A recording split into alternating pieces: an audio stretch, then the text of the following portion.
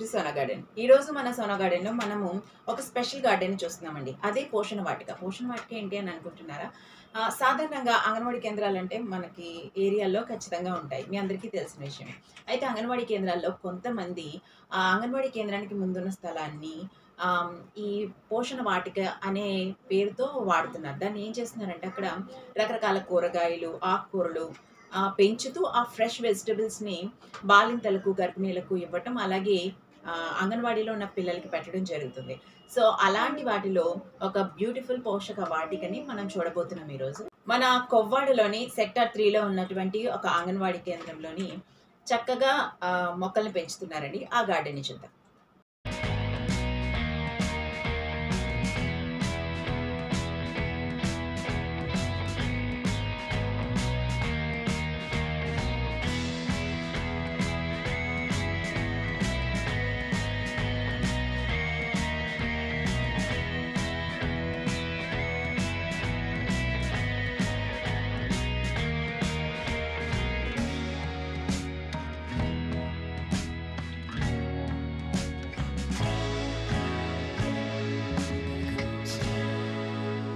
Hi use, welcome to Sona garden. ఈ రోజు మనం కొవ్వాడలోని ఒక అంగన్వాడీ సెంటర్లో ఉన్నామండి. సో అంగన్వాడీ సెంటర్కి నేను ఫేస్ యాప్ కోసం వచ్చాను యాక్చువల్లీ. కానీ ఇక్కడ ఏమైందంటే అక్కడ మాకు కొంచెం టెక్నికల్ ప్రాబ్లం వచ్చి వేరే అంగన్వాడీ దగ్గరికి వచ్చాము. తీరే ఇక్కడికి వచ్చేసరికి ఇక్కడ గార్డెన్ చూసేసరికి నాకు మర్చిపోయింది. చాలా బాగా మెయింటైన్ చేస్తున్నారు. సో గార్డెన్ ఎలా మెయింటైన్ చేస్తున్నారు, వీళ్ళు గార్డెన్ మెయింటైన్ చేసినప్పుడు ఈ గార్డెన్ నుంచి వచ్చే వాళ్ళు ఎలా యూటిలైజ్ చేస్తున్నారు అనేది చూద్దాం. ఓకేనా? మంచి సమ్మర్లో నిజంగా ఆకుకూరలను మెయింటైన్ చేయడం ఎంత కష్టమో తెలుసా అండి. ఇది వచ్చేసి పాలకూర. ఇప్పటికే ఆల్రెడీ తుంచి చాలామందికి ఇచ్చారంట, నాకు ఇస్తానని చెప్పారు. చూడండి, ఇక్కడ ఒక మడిలా క్రియేట్ చేసుకొని చక్కగా ఆకుకూరలు పెట్టుకున్నారు. దీనిలో పాలకూర చాలా బాగా వచ్చింది.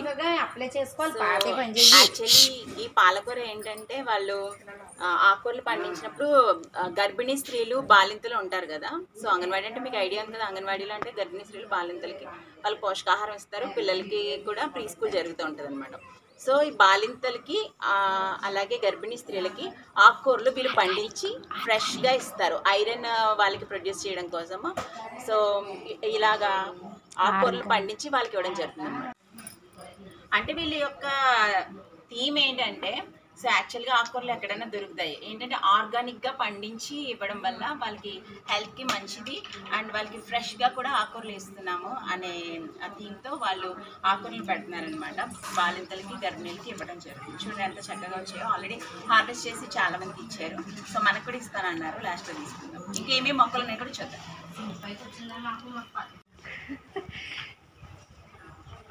వీళ్ళు చాలా శ్రద్ధగా మెయింటైన్ చేస్తున్నారండి గార్డెన్. చూడండి గోంగూర ఎంత చక్కగా వచ్చిందో. నేను అదే మనం వీడియోలో చెప్తూ ఉంటాను, అందుకే మొక్కలు పెంచాలంటే కొంచెం ఇంట్రెస్ట్ ఉంటే చాలు, చాలా చక్కగా పెట్టచ్చు. ఇప్పుడు స్టార్ట్ చేసిన తర్వాత ఇంక మొక్కలు పెంచాలని పిచ్చి ఇంకా ఎక్కువైపోయిందంటే ఇవిడికి చెప్తున్నారు. చూడండి గోంగూర ఎంత బాగా వచ్చిందో. చూడండి ఎంత చక్కగా వచ్చిందో గోంగూర. అబ్బా, గోంగూర చూస్తుంటే ఎంత నోరు ఊరిపోతుంది. నాకేవో వంటలు గుర్తొస్తున్నాయి, కానీ చాలా ఫ్రెష్గా ఆర్గానిక్గా పండిస్తున్నారు. కాబట్టి వీళ్ళకి నేను హ్యాట్స్ ఆఫ్ చెప్పచ్చు. చాలా అంటే చాలా చాలా బాగుంది.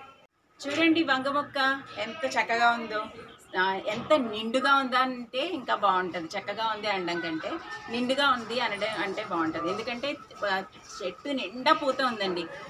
ఈ లావెండర్ ఫ్లవర్స్తో ఎంత చక్కగా అంటుందంటే మొక్క. అండ్ ఇది వచ్చేసి నల్ల వంకాయలు అనమాట. ఆల్రెడీ మనం వంకాయలు కూడా చూడొచ్చు. చూడండి లేత వంకాయలు.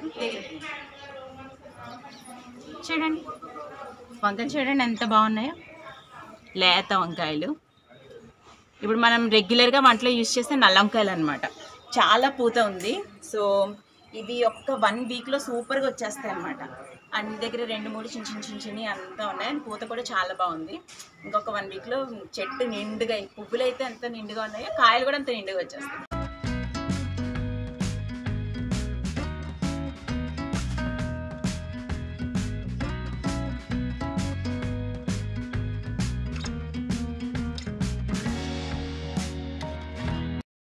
ఇంకా ఇక్కడ దానిమ్మ మొక్కలు ఉన్నాయి.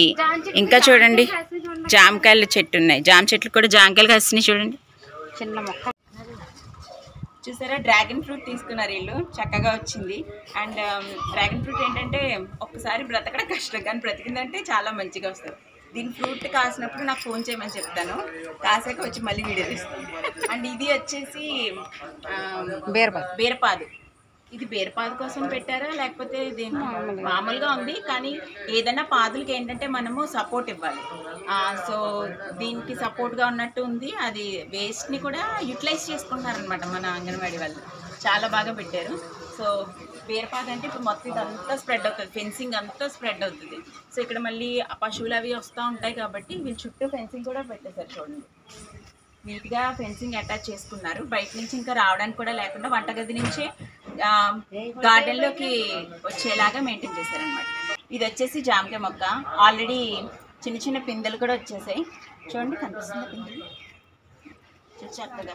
ఒక 5-6 ఉన్నాయి, పూత కూడా ఉండి 5-6 మొక్క జాంపలు కూడా ఉన్నాయి. సో అంటే ఇది మేబీ ఇది నర్సరీలో తీసుకుని ఉంటారు. సో కాబట్టి ఇంత చిన్న మొక్కకే ఫ్రూటింగ్ ఉంది. అండ్ ఇక్కడ వచ్చేసి ఇది చూడండి, వాము మొక్క అండి. వాము చాలా చాలా మంచిది. చాలామంది ఇంట్లో నిరుపయోగంగా పడి ఉంటుంది, కానీ వాము వల్ల చాలా అడ్వాంటేజెస్ ఉన్నాయి. అండ్ తర్వాత వచ్చేసి ఇది సరస్వతి ఆకు అంటారు.